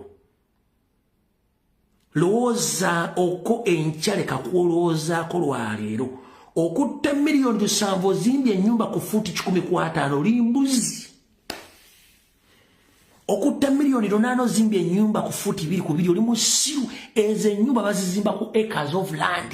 nga zeesudde kyekitibwa ky'ennyumba ezo kwata sente genda mu kyalo ogule ettaka eddene oteeko fulaati yeeyo gaggadde ng'oyimirira eno n'olengera ente ezo embuzi zo enkoko zo ebitooko byo embaata zo buli kimu kyoyoya kyolya kiki ekikubeeza mu kibuga nkubuuza kiki ekikubeeza mu kibuga nga tolinamu bizinesi tolinamu mulimu but unfortunately Uganda is blessed nti population y'Abannayuganda bayingira Kampala miliyoni 3 ekitono akakadde kamu ke kalina emirimu obukadde obyo tebulinamu naye nga busurvivinga eyo Uganda for you Katonda yakola Uganda n'agijjako emikono n'agita obukadde obusatu obeera mu Kampala akakadde kamu ke kalina emirimu gy'osobola okubuuza nti onaakola obukadde obyo tebulina mirimu but they can survive yamanyi oba afeze oba bbi oba ayiyiza oba akoze yayingira mu kibuga n'akola n'afuluma n'agenda nabya famire ye gwe yensi ogisobola ogimanyi gwe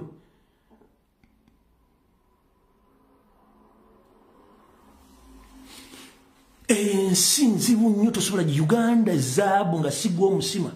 kubanga abategeera obuzito bwa zaabu n'obulungi bwa zaabu bamusima gwamwesibye ku mukono oba mwesibye mu chain tomanya buzibu buli mu kusima zaabu kana Uganda bwetu ababeera mu Uganda bamanyi Uganda from in and out gwatagimanyi giveeko gireke nkugambye Uganda Kampala beeramu abantu miliyoni 3 emiliyoni emu yeyina emirimu emiliyoni 2 esigadde zingira Kampala nga tezitalina mulimu naye ng'agenda kuyingiramu afunemu ssente afuluma ddeera befe asomese n'abaana abantu bazangira kwabo eyo ensi mugiveeko Uganda zaabu nga si gwe omusima kubanga amusima yamanyi obuzibu kiyo Uganda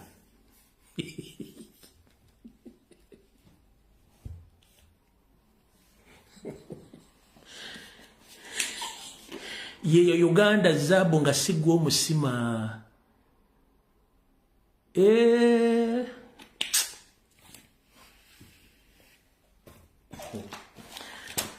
tujja sinkana olweggulo ebisigadde mbatadde tujja sinkana olweggulo Mukama bankuumire mweraba